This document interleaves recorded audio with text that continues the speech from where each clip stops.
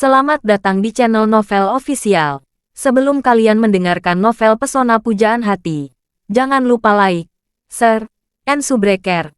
Kalau tidak ku sentil jantung kalian. Hehehehe. Tanpa lama-lama lagi langsung saja kita masuk di alur cerita novelnya. Bab 1236. Wanita tua itu baru saja mengalami cedera tulang ekornya. Dokter segera memeriksanya dan memerintahkan istirahat di tempat tidur setidaknya selama seminggu. Karena wanita tua itu semakin sakit, dokter juga memberikan injeksi analgesik. Dylan mengikuti ibunya dengan malu dan datang ke bangsal wanita tua itu. Begitu dia memasuki bangsal, ayah Leonard datang, mengangkat tangannya dan menamparkan wajahnya, memarahinya lagi. "Kamu bajingan, kamu benar-benar tidak berguna. Untungnya nenekmu tidak dalam masalah serius. Kalau tidak, aku akan menusukmu." Dylan tidak pernah memukul sejak kecil, tetapi hari ini wajahnya ditampar oleh ayahnya beberapa kali. Ketika wanita tua itu melihat cucunya berdetak, dia merasa sedikit tertekan. Dia berkata, "Tidak apa-apa, Dylan masih muda. Meskipun hal semacam ini tidak mulia, hal itu dapat dipahami."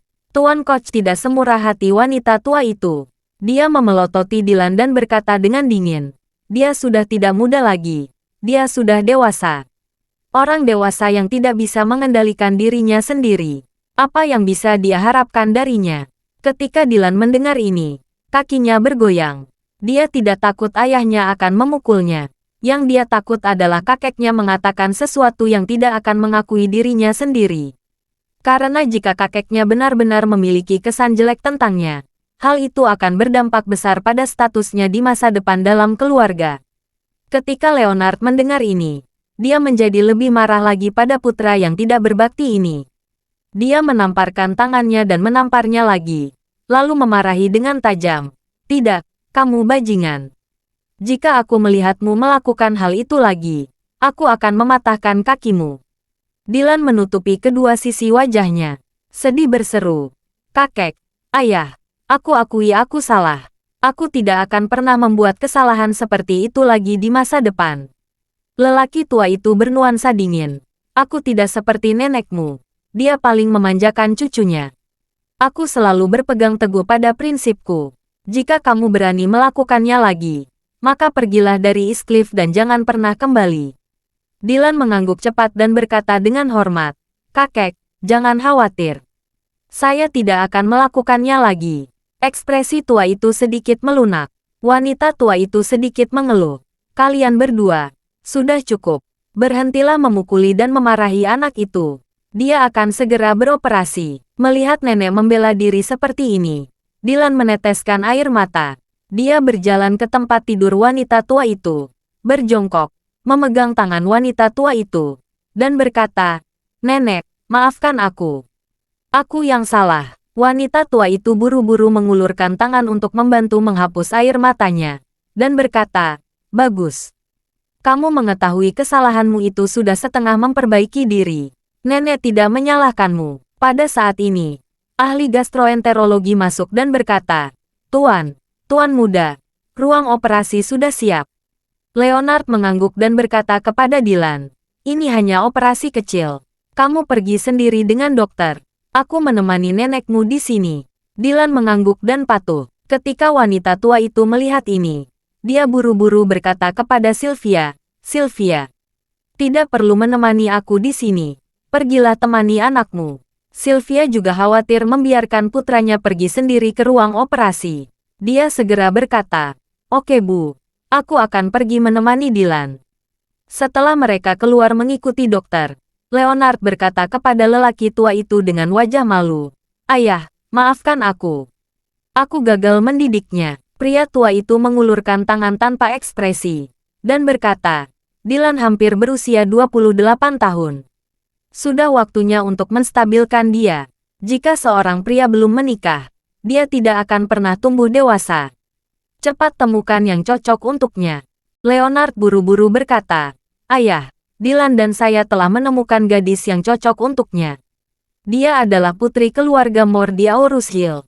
Gadis itu cantik, murah hati, berpengetahuan luas, dan juga sangat cakap. Beberapa waktu lalu, dia bahkan membuat kesepakat dengan keluarga Li di Hong Kong. Apa yang saya pikirkan adalah bahwa setelah menikah dengan keluarga Moore akan menjadi keluarga pertama di selatan Sungai Yangtze. Dalam hal ini, itu setara dengan kekuatan kita, dan pengaruh kita juga akan berkembang di selatan Sungai Yangtze. Pria tua itu mengangguk. Ide bagus melewati kota East Cliff yang tak berdasar dan pergi ke wilayah selatan untuk pengembangan. Cepat dorong dia. Bab 1237. Akhirnya kalung rubi itu berhasil dikeluarkan dari dilan usus yang tragis setelah operasi. Selanjutnya adalah istirahat total selama 15 hari. Dia harus berbaring di unit perawatan intensif rumah sakitnya sendiri. Pompa passion control analgesia tidak dapat digunakan sepanjang waktu, karena bisa membahayakan tubuh, sehingga pada hari kedua setelah operasi, pompa PCA tersebut dilepas. Akibatnya, Dylan merasakan rasa sakit terus-menerus di tempat tidurnya. Semakin kuat rasa sakitnya, semakin dia membenci Charlie. Dia tidak sabar kembali sehat dengan cepat. Dia ingin kembali ke Aorus Hill dan menemukan Charlie untuk membalas dendam. Yang terbaik adalah menghancurkan organisme menjadi 10.000 pemeliharaan. Jika tidak, dia akan merasa menyesal atas nama tuan muda ketiga keluarga Koch. Tapi Charlie tidak berpikir sama sekali. Teman sekelas Claire di sekolah menengah akan menikah di akhir pekan. Charlie sudah berjanji pada istrinya bahwa dia akan meminjam 2 mobil mewah dan menggunakannya sebagai mobil pernikahan untuk temannya. Charlie menelepon Graham di hari Jumat. Dia meminta Graham mengatur agar 2 mobil mewah itu dikirim ke Villa Elite Thompson. Begitu Graham mendengar Tuan Wade akhirnya akan menggunakan 2 mobil ini, dia segera mengatur seseorang untuk mengantarkan 2 mobil mewah ke rumahnya dengan menggunakan trailer. Hermes Bugatti Veyron dan Aston Martin 177 edisi terbatas. Jika keduanya dikendarai di jalan raya, pasti akan menarik perhatian banyak orang. Kedua mobil ini sangat langka di negara ini. Tidak ada orang lain di Aorus Hill yang menggunakan 2 mobil ini sebagai mobil pernikahan. Bahkan jika mobil ini diparkir di area villa teratas Villa Elite Thompson, mobil itu tetap akan menonjol. Akan membuat banyak orang kaya iri. Ketika Elaine melihat 2 mobil diparkir di halaman rumahnya, dia tercengang. Dia melihat berkeliling kedua mobil itu beberapa kali, dan bertanya kepada Claire dengan penuh semangat, "Gadisku yang baik, dari mana kamu mendapatkan kedua mobil ini? Ini terlalu luar biasa." Claire berkata, "Bu, Charlie meminta Tuan Quinton untuk meminjam 2 mobil ini. Kebetulan teman sekelas saya akan menikah besok. Saya meminjam 2 mobil ini untuk digunakan sebagai mobil pernikahan." Ya Tuhan, Elaine menghela napas. Kapan keluarga kita akan memiliki mobil sport mewah seperti ini? Setelah dia selesai berbicara, dia menatap Charlie lagi, dan bertanya dengan datar, "Menantu yang baik, tidak bisakah kamu membiarkan teman-temanmu yang kaya memberi kita mobil seperti ini? Ibumu telah hidup begitu lama, dan aku belum pernah naik mobil sport mewah seperti ini." Faktanya, Charlie tidak memiliki perasaan yang berlebihan tentang mobil. Di matanya, mobil hanya sarana transportasi. Mobil ini terlalu mewah, jadi dia sebenarnya tidak memiliki perasaan yang baik untuk kedua mobil ini. Dia juga tidak berpikir akan mengendarai 2 mobil ini. Dai juga tidak merasa mengendarai mobil ini adalah sebuah kehormatan besar. Ini alasan mendasar dia tidak mau mengendarai kedua mobil ini. Jadi, Charlie berkata kepada Elaine, "Tapi, kedua mobil ini terlihat bagus. Tetapi biaya pemeliharaannya sangat mahal. Bugatti ini sebagai contoh, harga bannya 100.000, total 4 larangan menjadi 400.000. Ketika Elaine mendengarnya, dia menghela napas kecewa dan berkata, "Daripada menghabiskan uang untuk mobil ini, lebih baik aku memasang gigiku."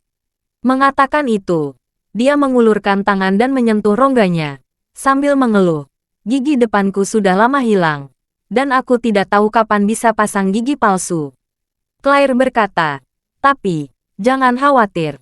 Saya telah membuat janji dengan dokter gigi. Jika kaki ibu sudah lebih baik, saya akan mengantarkan ibu memasang gigi porselen palsu yang terbaik." Baru kemudian Elaine mengangguk puas. Claire berkata kepada Charlie, "Suamiku, mana yang akan kamu kendarai besok?" Charlie berkata, "Kamu yang memilih duluan." dan aku akan mengemudikan yang kedua. Bab 1238. Claire berkata dengan gugup. Saya khawatir saya tidak bisa mengemudikan mobil ini dengan baik. Mobil kedua ini sangat bertenaga. Saya khawatir akan merusaknya tanpa sengaja. Jika saya menggores ponsel ini, akan merepotkan. Charlie tersenyum dan berkata, tidak apa-apa. Jangan terlalu berpikir. Bawa saja mobil ini seolah-olah milik kita. Claire berkata, sebaiknya kamu mengajari saya cara mengoperasikannya. Charlie mengangguk dan berkata, oke, kalau begitu kita mulai dengan Bugatti ini. Pada saat ini, sebuah mobil Bentley Continental baru melaju ke area elit Thompson Villa. Pengemudinya adalah Harold, yang mengenakan pakaian rapi dan tampak menyeramkan. Duduk di kopilot adalah ayah Kenneth. Duduk di kursi belakang adalah Nyonya Wilson dan Wendy. Uang yang diinvestasikan keluarga Webb di keluarga Wilson telah tiba, dan keluarga Wilson telah melunasi pinjaman bank, sehingga bank telah membuka segel. Keluarga Wilson juga telah mengambil alih villa dan barang antik keluarga Wilson yang disegel. Kebangkitan Wilson Group membuat keluarga Wilson sangat bersemangat.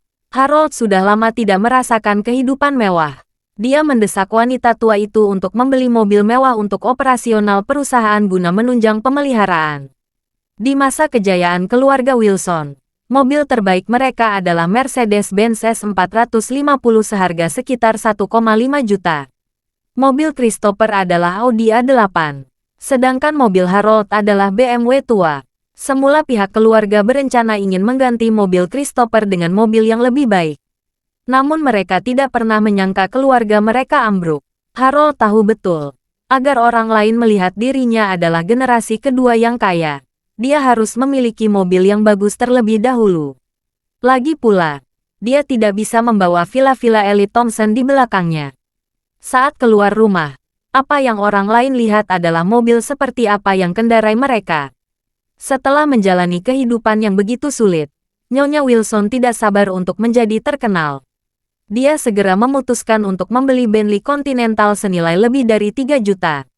Harold belum pernah mengendarai mobil semahal itu sebelumnya, jadi dia lebih bersemangat dari orang lain. Pada saat ini, Nyonya Wilson duduk di kursi belakang Bentley yang mewah. Dia menyentuh interior yang dilapisi kulit murni buatan tangan. Dia menghela nafas. Mobil bagus ini sangat bagus. Bentley ini jauh lebih baik dari Mercedes-Benz saya sebelumnya. Harold berkata, Nenek, Bentley sebenarnya lebih buruk daripada Rolls-Royce. Mengapa kita tidak membeli Rolls-Royce lagi?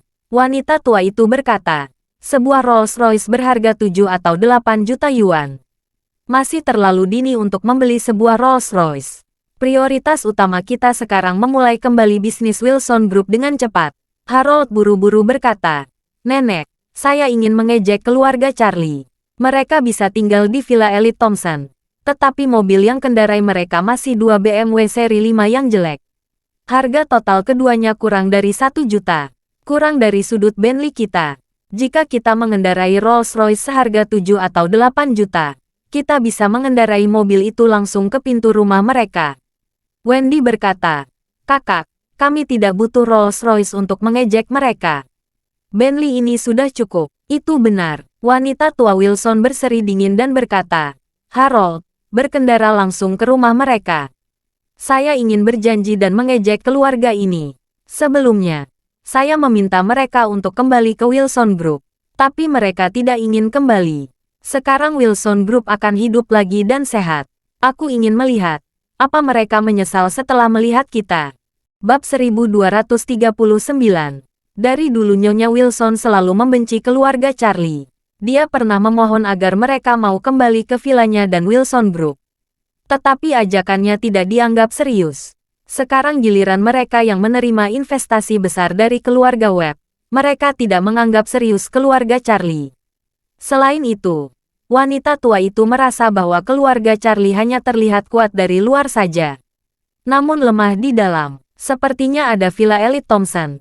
Tapi sebenarnya tidak lebih dari itu.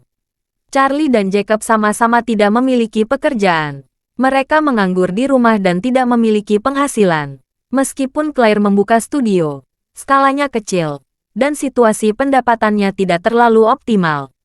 Oleh karena itu, Wanita tua itu sangat percaya meskipun keluarga mereka tinggal di Elite Thompson, namun mereka hampir tidak mampu untuk hidup di dalamnya. Dan jika ditanya berapa banyak uang yang mereka miliki, mereka pasti tidak sebaik dirinya sekarang. Ketika dia membutuhkan mereka kembali, dia berlari ke keluarga mereka untuk membuat segala macam permohonan dan kehilangan muka. Tetapi mereka memandang rendah dirinya dan tidak mau kembali ke keluarga Wilson. Bentley Continental berhenti di depan Villa Charlie. Harold mengamati wanita tua itu bertanya dan bertanya, "Nenek, apakah Anda ingin saya turun dan mengetuk pintu?" "Tidak," Nyonya Wilson mencibir. "Bunyikan saja klakson dan biarkan Elaine keluar." Christopher mengangkat kepalanya dan melihat ada lebih dari 20 topi hijau tergantung di balkon Elaine. Dia berkata dengan marah, "Elaine, bajingan, kecanduan menggantung topi hijau. Sudah berhari-hari, dan dia masih belum mencopotnya." Wanita tua Wilson berkata dengan ringan, "Biarkan saja dia melakukan apa yang dia mau. Itu hanya topi hijau. Saya menyarankan jangan terlalu peduli. Sekarang Hannah telah menggugurkan bayinya. Kamu juga harus mengabaikan kasus ini." "Bu, mudah bagimu untuk mengatakan itu," Christopher berkata dengan marah. "Jalang ini hamil dari spesies pembohong orang lain dan dia juga menginfeksi saya dengan penyakit kelamin. Saya harus pergi ke rumah sakit setiap hari untuk infus 6 botol cairan. Dokter mengatakan aku harus melakukan ini selama sebulan. Ini semua salah jalan itu." Wanita tua Wilson berkata dengan jelek, "Jika kamu selalu mengingatnya, orang lain akan selalu memanfaatkan emosimu. Seperti topi hijau yang digantung Elaine ini. Kamu tidak perlu menganggap serius urusan Hannah itu. Apalagi jika Elaine menggantung 200 topi hijau. Kamu tidak akan bisa melakukan apa-apa, bukan? Pada akhirnya, kamu sendiri yang memberi kesempatan kepada orang lain untuk mempermalukan diri sendiri. Jangan salahkan orang lain." Ketika Christopher mendengar ini, dia menghela napas dengan pahit. Dia telah berpisah dengan Hannah sekarang. Alasan dia tidak menceraikannya juga karena Donald dari keluarga Webb tidak mengizinkannya. Jika dia terus menganggap masalah ini sebagai hal yang membeku, dia pasti akan menjadi seperti apa yang ibunya katakan. Dia akan meninggalkan celah untuk lawan. Memikirkan hal ini, dia mengumpulkan gigi dan berkata, "Bu, aku mengerti maksudmu. Kalau begitu biarkan jalang Elaine ini melakukan apapun yang dia suka. Aku tidak akan melihatnya." Wanita tua Wilson mengangguk puas dan berkata kepada Harold, "Harold, bunyikan klakson sampai Elaine keluar." "Baik nenek." Dengan senyum bangga di wajah Harold, dia menekan klakson mobil. Suara klakson keras terdengar di luar Villa Charlie. Claire dan Charlie sedang duduk di mobil sport dengan isolasi suara yang sangat baik. Mereka tidak mendengar suara klakson itu dengan jelas. Elaine di kamar tidur di lantai atas merasa tidak nyaman ketika mendengar suara itu. Bab 1240. Pada saat ini, dia sedang menonton drama di tempat tidur di ponselnya. Selama ini dia bosan di rumah setiap hari, hanya menonton drama untuk mengisi waktu. Saat dia melihat kehebohan itu, klakson nyaring di luar terus terdengar. Suaranya keras dan tajam, yang membuatnya kesal. Elaine segera datang ke teras untuk melihat ke bawah. Dia melihat merek mobil Bentley baru yang diparkir di depan rumahnya. Dan klaksonnya tiada henti. Elaine segera memarahi. "Hei pecundang bau, ada apa? Apa maksud kalian membunyikan klakson di pintu orang lain?" Christopher dari balik jendela mobil melihat Elaine berdiri di pagar balkon. Dia berkata sambil tersenyum, "Bu, lihat, jalang Elaine itu keluar." Dia marah-marah. Haha, wanita tua Wilson sangat gembira dan berkata, "Elaine adalah wanita jalang bau yang paling mencintai uang. Jika kita memberitahu dia bahwa kita telah pulih sekarang, dia pasti akan cemburu dan tidak nyaman. Aku akan berpura-pura mengajak mereka kembali. Dia pasti akan datang untuk memohon padaku. Kalau begitu, aku akan menghina dan mempermalukannya." Jadi, Nyonya Wilson membuka pintu mobil sambil tersenyum, dan ingin keluar dari mobil untuk pamer dengan Elaine. Tetapi dia tidak menyangka Elaine menuangkan air dingin ke kepalanya. Wanita tua itu merasa kedinginan dari ujung kepala sampai ujung kaki. Dia mengangkat kepalanya yang basah dan mendongak. Dia melihat Elaine memegang baskom dengan bangga. Wanita tua itu mengangkat kepalanya dan membentaknya, "Elaine, dasar brengsek. Kamu menyiramku dengan udara. Baru saat itulah Elaine mengenali Nyonya Wilson. Dan dia berkata, "Oh, saya pikir ada orang yang membeli mobil yang rusak dan terus membunyikan klakson di depan rumah saya. Ternyata kamu tua bangka. Apa yang terjadi? Apa menantumu menghasilkan banyak uang dengan menjual diri di tambang batu bara? Lalu dia membeli mobil baru yang rusak ini." Wanita tua Wilson memarahinya. "Kamu buta. Ini Bentley Continental, diimpor dari Inggris. Harganya lebih dari 3 juta. Elaine bersandar di pagar balkon dan berkata dengan jijik, "Oh, kamu baru mengendarai mobil 3 juta yuan. Kamu sudah merasa paling hebat. Apa kamu tahu mobil apa yang putri dan menantu saya kendarai?" Wanita tua Wilson mencibir, "Putrimu cuma punya BMW 520. Aku bisa membeli 10 BMW itu." Elaine bersemangat dan berkata, "Lalu apa?